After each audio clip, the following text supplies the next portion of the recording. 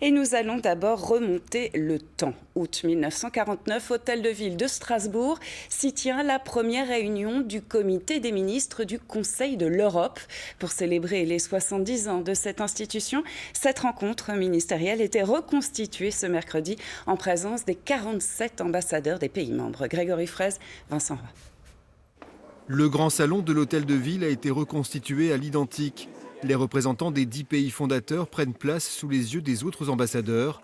Revivre l'espace de quelques minutes un moment historique, les commencements du Conseil de l'Europe en août 1949. C'est le comité des ministres qui siège ici.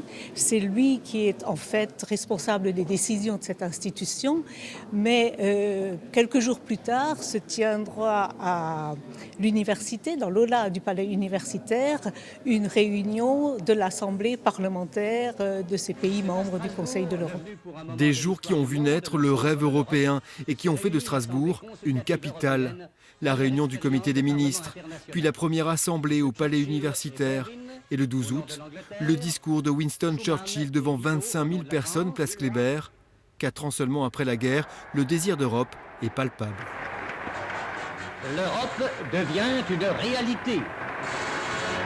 Il faut qu'à un moment ou à un autre, les dirigeants européens se souviennent de ce qui s'est passé ici, de l'esprit d'origine, et qu'on ne le perde pas de vue. Parce qu'on ne peut pas faire une Europe uniquement à partir de l'économie, de la finance, du commerce. Il faut faire l'Europe avec les peuples. Faire honneur aussi à cette institution, qualifiée par De Gaulle de belle endormie au bord du Rhin, aujourd'hui encore ignorée par beaucoup d'Européens.